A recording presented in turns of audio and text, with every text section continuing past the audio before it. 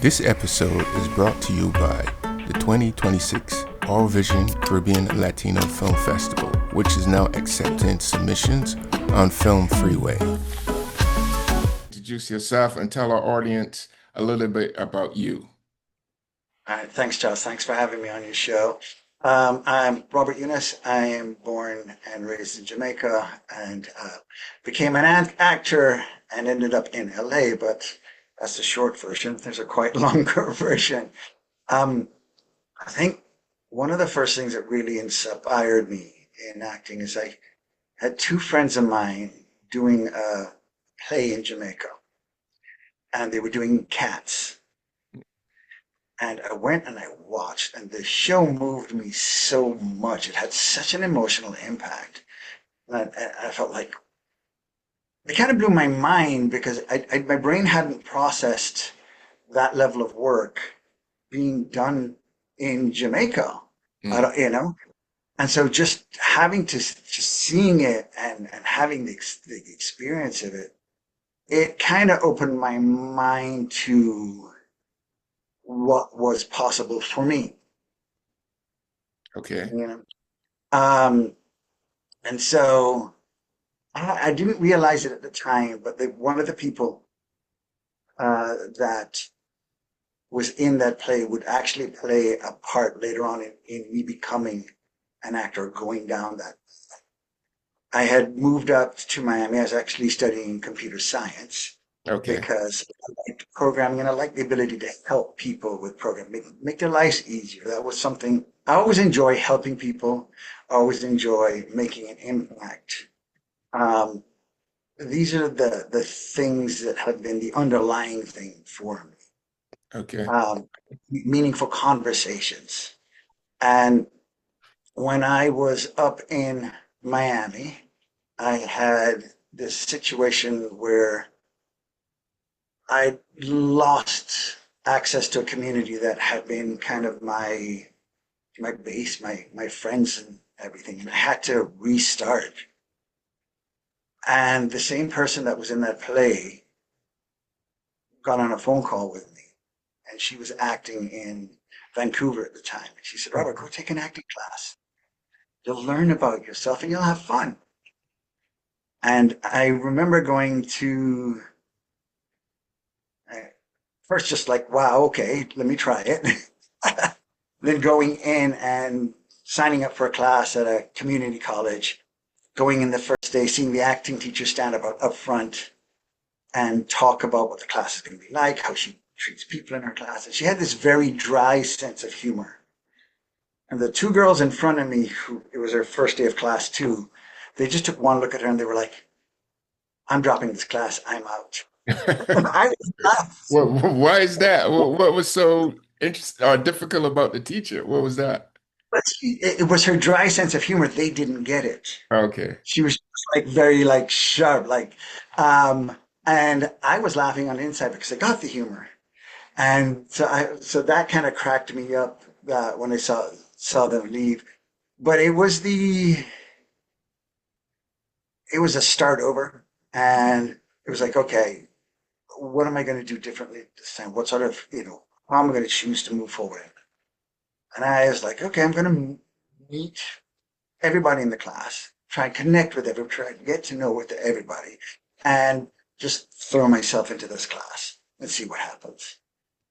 And as I did it, the more I got to play and the more I got to connect with people, the more I could just be authentically myself. Okay. Is the more like relief I felt, the more joy I felt. And I was like, okay, I'm onto something here. I Okay. wasn't sure I was onto something, but I knew something with them. And then the teacher said she was going to do Midsummer Night's Dream. She's directing it for the in their next season. And I was like, I gotta go. I mean, come on, it's Shakespeare. I gotta try. And I booked that part. Okay. And when I got on, that was a new community. There was 20 of us, 21 of us in the cast. And there was just this, I don't know if you want to call it pish posh, but this diversity of different people together. And we all had our own sort of quirks and uniqueness and, weirdness and all that, but we all got together in a way that was accepting of that. And there was something so beautiful about that, that you could be your own kind of different oddball self, but people were just accepting. And that was when I was like, okay, this is an amazing community. I want more of this. I want more of the people who think this way, that feel this way, that come together because of heart, Okay. you know, that come together because they storytelling of joy, of play. And so this is And where that's you found the love of acting, or this is where you, once you got into that, you said, this is where I want to be. This is it. This is my life calling. Is that what happened? well, I don't think I went as far as life calling. All I knew is like, this feels good and I want more. That's where I Okay. started. Okay. Um, and I was blessed to be working uh, while I was in the community college. I got to book a bunch of shows and be on stage. And some of the people working on stage with me were also independent filmmakers. Okay. I got invited into playing my first in my first short film, so to speak. And believe it or not, they wanted me to be a cowboy. Okay. And I was like, it's nice, Jamaican cowboy. Okay. It's like never in my mind did I think that's where I would go, but it worked. It So, was so fun. let me understand this. They wanted you as a Jamaican cowboy? No, no, no. They Okay. knew I was Jamaican, but they wanted me as a cowboy. Okay. And yeah, and back at the time, I hadn't, you know, dominated the American accent yet, so I still had my Jamaican accent coming in on different things, and yeah, I used to get so upset. I'm like, I am speaking proper English, you know. Yes, Amazing, amazing. American. So let me Yeah, ask you, let me just go back for a second, right? So you see you were in Jamaica, you were born in Jamaica, correct? yeah. All right. So let's explore what was the before you get to Florida, was there like a theater scene in Jamaica? Was there a film community, like a creative community of actors that you had a little bit of flavor in Jamaica, but it wasn't there till you get to Miami. What was life in Jamaica like for you as a young person with some creative juices inside? Well, I kind of more on the rough side because there, and that side of me got shut down most of the time. Okay. So creative could and expressive is not. It wasn't culturally I see. for me in the areas that there you have to represent in a certain way, and so no, I didn't end up seeing that side of growing up in that environment. It wasn't until I left Jamaica that those things started to open up for me. Okay. Um, yeah, And so now yeah.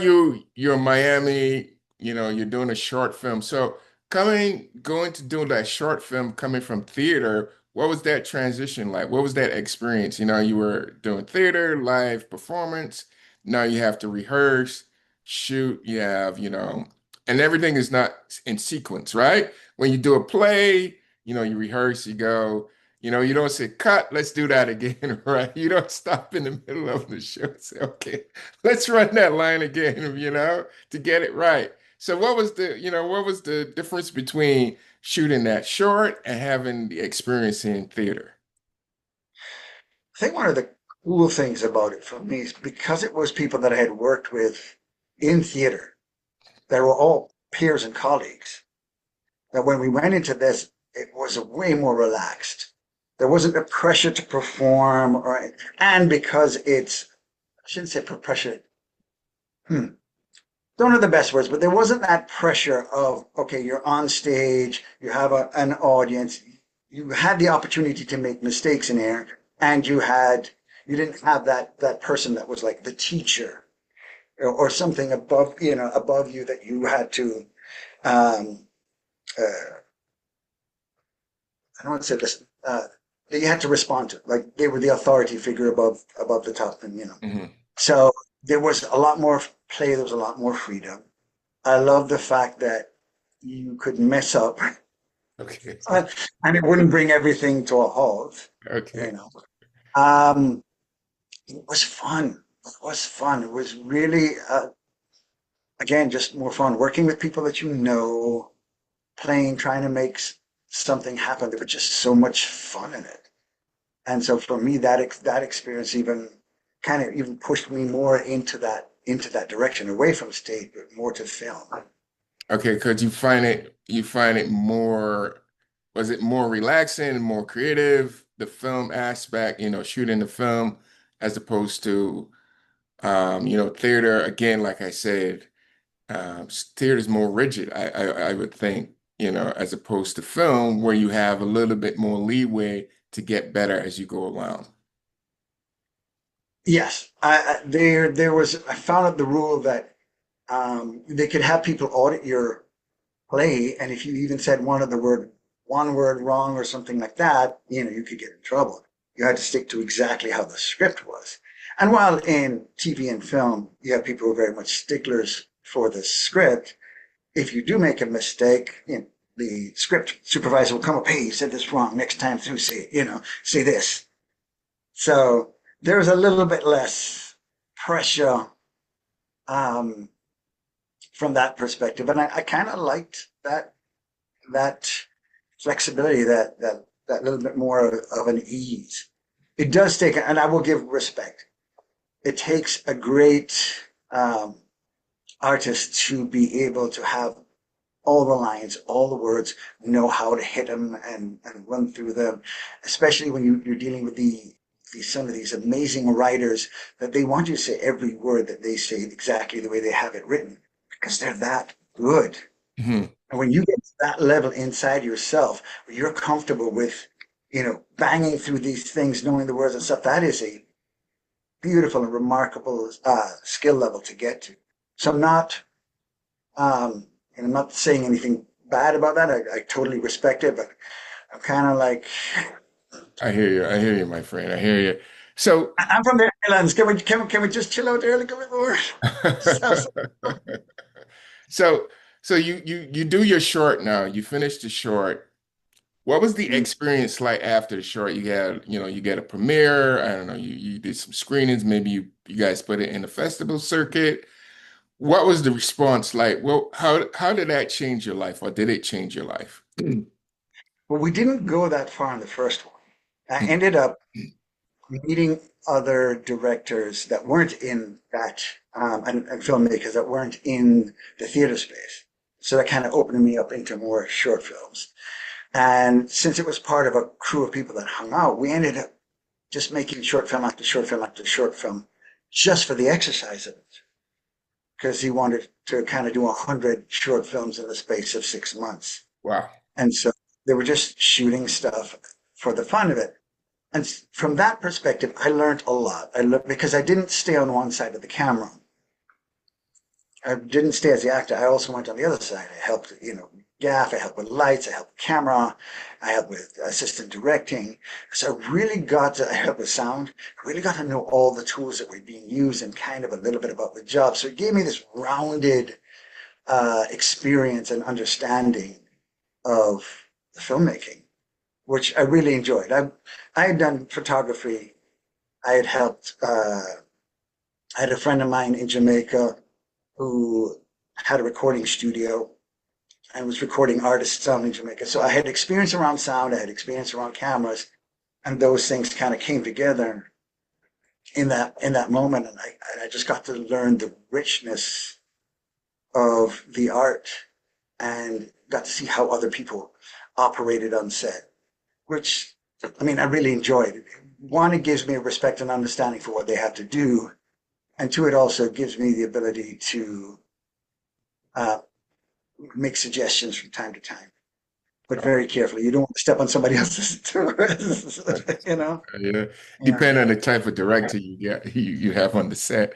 You have some directors that are good with collaboration, and then you have some directors that do it my way. It's my way or the highway. So you got that experience now, and did you decided, okay, I want to be an actor. I'm going to move from Florida to Los Angeles, or how did you make that move from Florida to LA and talk a little bit about your coming from Florida to LA and what was that like? So I was fortunate. One of the people that had gone to the school where I first started acting, she had left to go to New York to Tisch, NYU Tisch, and Okay. Tisch had found her to Atlantic Acting School. And while she was there, she thought of me and she sent me, I can't remember, an email or something, or she says, "Hey, they do a 6 week intensive at Atlantic Acting School. You should come check it out." So I did the application process. I got accepted. I went and spent 7 weeks in New York, and the level of it was a different world. It's kind of like night and day. The book that they taught us from in the what am I forgetting? In the community college, that book is the same book that they were teaching in this in Atlantic Acting School. In fact, the people who had written the book were the people who created the school. Oh, wow. Okay. So they're teaching out of the book, and as they're teaching out of the book, what I'm seeing is that they know why everything that's in the book is there. And I realized that what my teachers were telling me in Miami was their interpretation of what they thought it meant. And these people who knew it were telling me why, exactly why it was in there, and telling me how it's evolved since. And I was like, wow, it, it really made me understand the difference in the depth of understanding between where I was and a place like New York, where people were at the time Atlantic Acting, the troupe was doing Spring Awakening off Broadway. And we, because we were in class, got a chance to go and watch it. And it was amazing and very, very moving. And while I was there, it went from off Broadway to on Broadway. And I'm there with them and I'm like, wow, like this is what it feels like to be like 2 steps away from like high level performance. And that's when I knew I was like, I have to get out of Miami to make a choice because I want to get to the next level. And if I stay in Miami, I don't think I'm going to get what I want. And that's when I had to choose. Do I want to go more theater or do I want to go into film and TV? And film and TV was a choice. So the choice was Los Angeles because of that. All right. So now you get to Los Angeles. Was it a rude awakening, or did you expect everything to go from, all right, I'm here, book my film, let me get a movie. I'm the next Brad Pitt, I need a show here with CBS, ABC, Netflix. Everybody come to me. I'm here. Let's make it happen. How was that? What happened to see Uh, you to LA? all right, well, I'm going to back it up just a little bit. Okay. I had visited LA a couple of times after I'd made this decision because I had friends over here. And I went and I looked around. I spent 2 weeks in LA and I was like, I don't get it. So Mm, I flew back to Miami. A year later, came back for another 2 weeks, hung out here, and like, I don't get it. mm, And then between that second and third year, I woke up one morning and I was like, moving to LA. I'm like, okay. I heard like it's just like, just heard the thing. And magically, within the next 6 months, it's like everything was easy. You know, seas parted, everything mm. to make me from one side of the country to the other. It blew my mind. It was the easiest move ever. And I end up in LA, meet a friend of mine who's living over here for the first day. He goes to this shop where there's a B movie actor that he loves. He wants to get an autograph. And while he's in there getting the autograph, I'm standing out in the street and I'm looking up at the hills. And all of a sudden, it's almost like a wave came off of the hill and hit me. And I had this feeling of like, I'm home. And that just blew my mind. It's like, what is going on? And then the other beautiful thing is that my friends out of Miami, out of the same community college, were already over here. They had already started to establish themselves. So I had people who were ahead of me that could help me and give me that. One of them, you know Bashir Sylvain? You must Yes, have I do. met Bashir. Okay. So Bashir is a sweetheart of a human being. Okay. In fact, he's in Jurassic Park's new film now, Yeah, yeah. um, which is Coming out in amazing. July. Yeah. Yeah, yeah, yeah. Um, and to mention the other person, Sean McKinney, who is on The Neighborhood. So they got out here, um, and what Bashir would do is he would bring his manager to parties that I would have. Mm, Didn't know at the time. It's like, why is Bashir bringing his manager? And then I found out later is that he's trying to introduce me to his manager, get the manager to get to know me. And that's how I got my first manager here, because of my friend.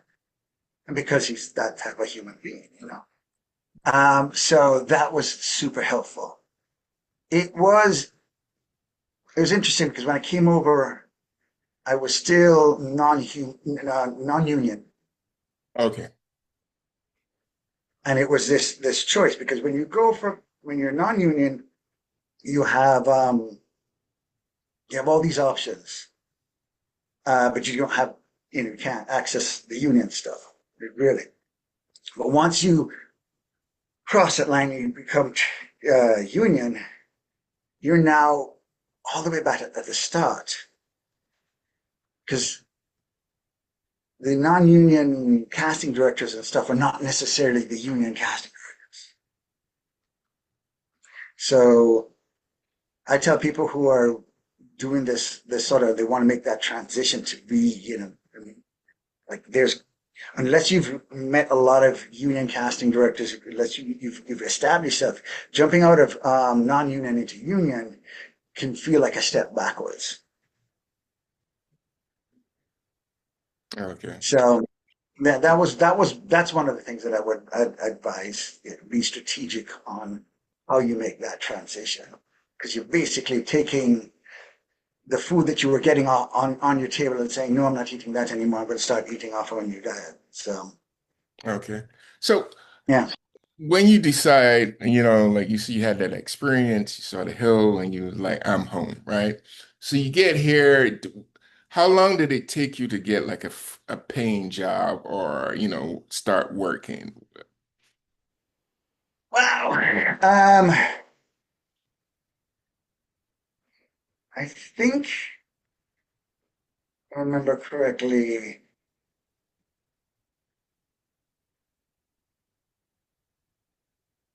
I think it was a year. I think it was about a year. I booked a film, a feature film, not what do you call it, an independent feature. Okay. I yeah, I booked an independent feature film. We shot it in I think 7 days in the director's house. Oh, wow. That's independent. We had it was a lot of fun. We had some wacky stuff happen. And that film ended up in a couple of film festivals. That was the first time that I actually got a chance to see myself on the big screen. There's a Dances with Films who shows they do their film festival at least the year that I was there at the Chinese Theater. Hmm. So I was at the Chinese Theater watching this on the big screen and actually being able to hear the audience, feel the audience with you as they're watching the film. it was remarkable. It was remarkable because there's one, just me seeing my head being 30 feet tall on a screen. You know, that just, yeah, in the realness of a theater, I'm there now, and that was just so impactful and mesmerizing at the same time. And then hearing and feeling the people around you reacting to it. That's kind of where it's like it's real. I'm that person on the screen. This is the audience watching me. That's when like the two pieces came together, and that's when it's like it's real. Like I'm a real actor. This is a real moment. Cool, cool, cool, cool. And so now you got your first taste. You see yourself on the big screen. How do you start to settling and make the best of trying to establish a career in Hollywood? I mean, things have changed now so drastically with streaming and with the internet that you don't necessarily have to be in Los Angeles to really make it as an actor, right? How, if you can talk about how do you sort of settle into an actor, Mm. and how are you dealing with the changes, like with streaming, more people going on the internet, and I guess it's much more competitive, you would say. I don't, and how you're dealing with the whole different um industry, how the industry have changed over the years. And do you think as an actor, I don't know how long if you can talk about how long you've been here and how you see changes, and if it's benefit as an actor, and where do you see the industry going? I know that's a lot, but if you can just, That is a lot. I will tell you the parts I know uh-huh. and or of experience. When I first came over, it felt a little bit easier because we were still in the heyday, like there was a lot going on, so there was a lot of energy. And I've been through the phase where that starts to fade off, and then Atlanta starts coming up as this new great hub. And I saw a lot of peers of mine pick up and make the choice to go and jump into Atlanta.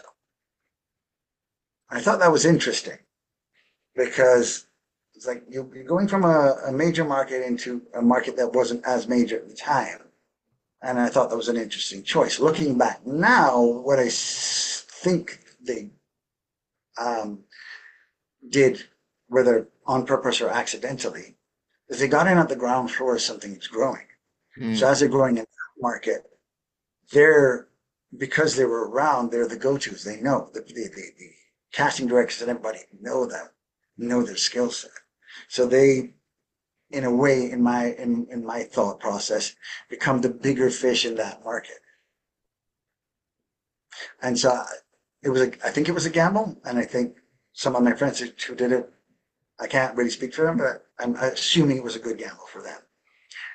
Here, things started to drop off, and then we had the strike. There's all these things that just cause these big divots in the business, and it kept changing and changing and changing. And it's still evolving right now after the strike. And I'm still trying to figure out what's going on. There is less film and TV stuff being made here. People are taking it to foreign countries because it's cheaper. Um, and like there's a window where I get a bunch of auditions and then it goes quiet for a while. And so I'm not super hopeful at the moment. I mm, don't know what's going to happen. I am trying to prep myself to figure out, okay, what's the risk I want to, where do I want to go? If I have to make that change. If I can stay here, I'd love to stay here. If this is going to rebound, it's going to rebound. That'd be great. So I'm hoping that with what I've built so far, with the team that I have so far, we can stay current, that they can still get me into auditions no matter where they are in the world, and so that I still have access to a bigger market. Why do you Uh, yeah, go what ahead. why do you think this change is happening? Is it because of the internet? Is it, I know we had the strike, and why is it difficult for Hollywood to sort of find its footing? Is it too many choices? Is it people have, so many options in terms of streaming? Is the revenue shrink so you can't really sort of like I read somewhere where I think it was Matt Damien actually was saying this. It's much harder to make a movie now because a lot of revenue streams have dried up. Before you could do a movie, and if you didn't make money in your theatrical, you could get it back in DVDs, right? For now, the Yeah, DVD sales are not there anymore. It's just not there because you come out of the theatrical and you go directly to streaming, right? Um, and so those revenue streams have dried up and it's much more difficult. And people, it was like, I hear people saying they're looking for more IPs that is recognizable, so that's why you would get like a million Marvel movies, a yeah. million something that they think is a sure bet. But in the film and TV industry, there's no such thing as a sure bet. I don't care if it's Marvel. I mean, I think what Thunderbolt or whatever they just released wasn't a Mhm. super success. It wasn't the blockbuster that they at Disney hoped for. So, do you see that they're making some mistakes? If you were in charge, this is how you would do it. I mean, what's your take? Well, my feel on it is that I think it's these things go in cycles in a way. So you have artists that come in, they create stuff. It's fantastic. People love it. They go for the art. Somebody else comes in, they say, "Oh, people are making money in this thing," and then a more kind of financial minded person starts to get over to take over, and it's about the dollars, and it's about the dollars, and then the art part is forgotten.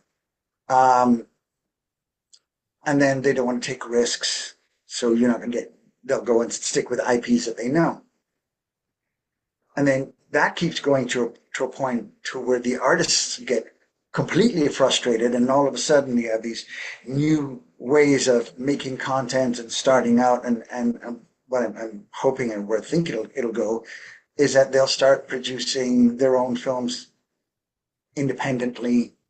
They'll do risks on and create stuff, and when those risks that they take hit fruition, I think that might start a resurgence there. At least that's my hope. For me, I have been fortunate to be on a short film recently where it had so much heart and so much depth to the message that I felt so like proud of myself. I felt like I produced something that's going to move people, that it had this quality, that had this impact, versus you know the production sort of TV shows, which are fun and I absolutely love. And some of them are really potent, but they have this formula. You just repeat the formula through the week, sort of thing. So I don't know if I'm really answering the question. I've kind of maybe gone off a little bit on a No, I tangent. think I think you answered the question because it's a gray area that we're in. People really don't know what's going to happen. To be honest with you, uh, we're hoping. I know folks were saying that with Sinners, because that came out of sort of left field, became and that is an original sort of an original movie, right? It wasn't Mhm. a part two of something, right? So there's hope. right? And I think with a lot of filmmakers, they're feeling that we don't know where the industry is going and how Hollywood is changing. Like you stated, there's not a whole lot of movies that's being made here. Everything is being taken overseas, England, Ireland, you name it, the country that's going to give the biggest tax breaks. That's where Yeah. that's where the production is going. So I know it's hard, but now to focus on you now as an actor getting back, um, what this you talked about your short. Let me just revisit that. What was the name of the short, and what was your character, and what was that all about? Because you sort of there was sort of a passion there. You felt I felt like you found yourself in a sea of, this is something special. If you want to share that with us. Yes. Yes, for sure. So I got this role that to audition for. When I read it, something about it struck me deeply as a father-daughter, and I'll get more into the specifics of it. But I went, I did my audition, I sent the tape in, and I got to meet the director and the producer. Hmm. And one of the beautiful things that they could say, they both looked at me and said, by the way, you're both our first choice for this role. Hmm. And I was super, super happy about that. What I found out is that it was the story of his grandmother. And that changed things right away because this is personal. And it's personal to him. It's his relationship with his grandmother. So the film's called A Night in Flames. And it's about a moment in time in his grandmother's life. Now, she had been in Auschwitz and survived. And a little bit after World War II, she had found herself in New York. She's pregnant, about to have this baby, alone in an apartment, and struggling with all the horrors that she's been through. And in this moment of pain, the spirit of her father, who had died in Auschwitz, comes to her and tells her three stories to try and help her understand more life and how to get through this. And I played the spirit of the father. And when I did it, it was just this, the relationship between a father and a daughter. All the love, all the pain, all the wanting to help, the inability to help, the all the baggage that they have between them, the things that they can't hear from each other. It was so potent. The storytelling, it was just so potent for me. Um, I felt, I don't know, a part of my heart just felt like this was the best possible thing I could do. I don't know how else to describe it. Once it was done, the filming of it, I got the most beautiful note from the director. Um, I, I think I can pop this up here and I'll read it Cool. because yeah, hang on a second. I keep it so I can go back to it every once in a while and remind myself. He said, Robert, you're such a wonderful, dedicated, hardworking person and actor, and you pushed me to grow as a director in the best way. Your performance was riveting, humble, human, and moving. You broke my heart and put it back together in a way only a parent could. It was perfect, and I cannot thank you enough. That's amazing. I love that. I mean, that's director that, cares about his actors. And um I like that. I mean that's really something special. Is the film is it on the festival circuit or where can we see it? It just did its first debut in the festival. Um, It was the first time that I got to see it with an audience on a big screen. And this guy, Stephen, he is an artist, man. Not first thing it was again like it's the story of his grandmother. This is very personal to him. So the fact that he trusted me with this role in the first place was amazing. But he's also an artist when he comes to put it together. When I was watching the film and just experiencing the music, the set design, the sound effects, at every moment I was watching this beautiful piece of art. And it kind of blew my mind because I was part of that piece of art that in its that I was a piece of the art in the piece of the art. Does that make sense? Yeah, yeah, yeah. I was one of the brushstrokes that made up the piece of the art. And that was I felt honored. I felt like this is the in a way the pinnacle of filmmaking, of storytelling. So I, as you can see, struggle for words with them. It has such an impact. It's such an honor. It's the thing. I want to do more of that. Not just more and more, but there was a timing about it. There was an essence about it. There was the right fit about it. So it's not about volume now. It's about, I get to tell certain stories. Me as a human being, I have certain stories in me that I can tell well or I can express. And to make that available to the people that are telling those types of stories, that I would be the perfect fit to make what they're doing come to life even more. It's weird because now it's not about grabbing every job. It's about going out and finding the right ones where not only I benefit, but they benefit as well. There's this, interwoven thing about it. For lack of, as I an mean, artist, struggle. yeah, I totally, I see where you're coming from, and I understand. So my question to you now, what do you, how do you see your career going in such an on certain industry now? How do you, what do you think life will be like for you, say in a year or two, as an actor? Wow. My hope is that my career continues to get stronger and stronger, that I'm making such a strong impact that people are coming to me rather than us going to them.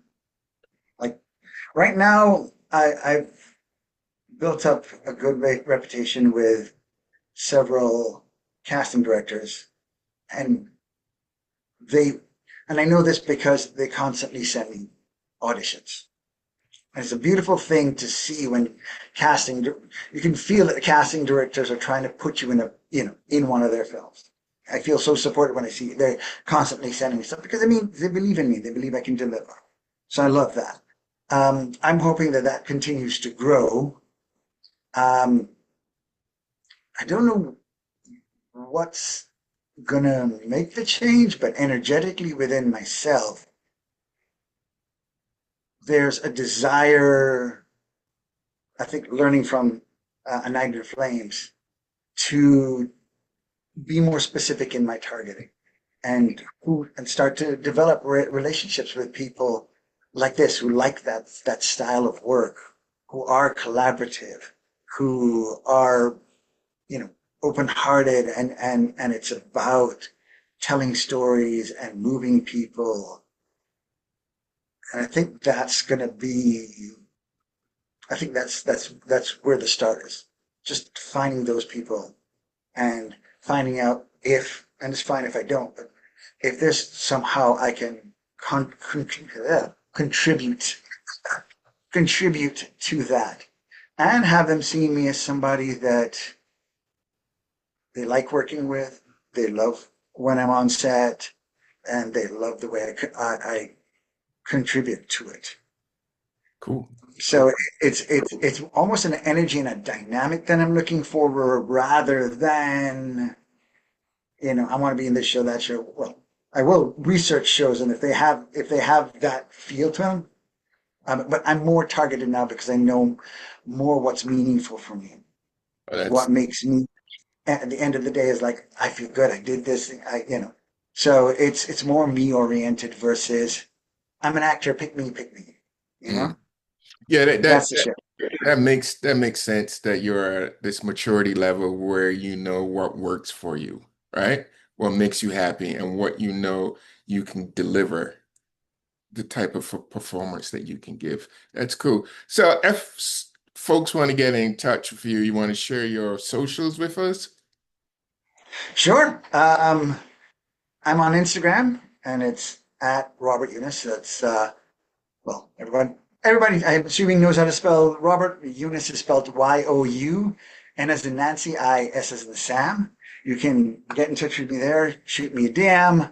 I'd love to hear from you. And uh, if you're a director, producer, writer who wants to create this sort of work, I would love to hear what you're up to and have the opportunity to collaborate. Cool. And thank you so much for reaching out. All right. Thank you, Robert. I'm glad. And we're going to put all your contacts in the description of this podcast. And so folks, if they want to get in touch, there's links that they can click and it will take you to your socials. So Robert, I want to thank you for coming on our show, Vibrant Voices. And we want to wish you the best and we look forward to seeing you on the screen. Thank you, sir. Thanks, Charles. Appreciate it. This episode is brought to you by the 2026 All Vision Caribbean Latino Film Festival, which is now accepting submissions on Film Freeway.